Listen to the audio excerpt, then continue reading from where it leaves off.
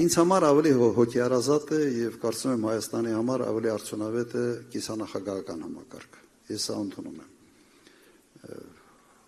Խորհրդարանական համակարգը ցույց տվեց, որ թվում էր, թե խորհրդարանական մոդելը պետք է լինի ավելի ժողովրդավարական, բայց դառել է ճիշտ հակառակը։ Եվ երբ ընդդիմադիր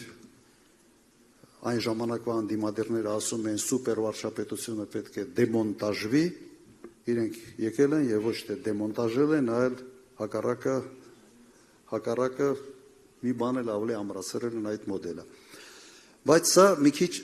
զգայուն հարց է եւ այս հարցի շուրջ ուղղակի պետք է ավելի լայն քննարկումներ մենք ունենանք։ Այն նախագահի պաշտոնը, որը կա այսօր, ինձ համար ընդհանրապես հասկանալի չի։ Ով գա նախագահ կամ պաղպաղակա ուտելու երեխաների հետ, կամ դաշնամուր է նվագելու ինչ որ միտեղ, որտեղ այլ ֆունկցիա ուղղակի չունի։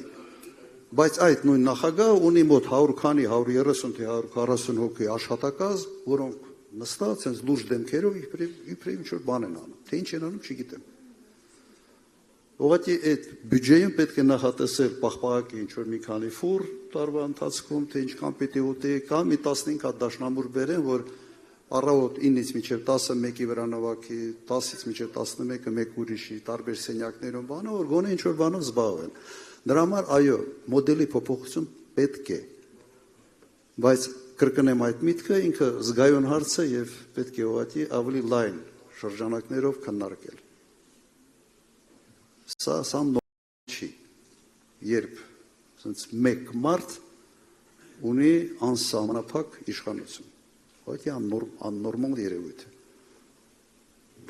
փոխելու ենք։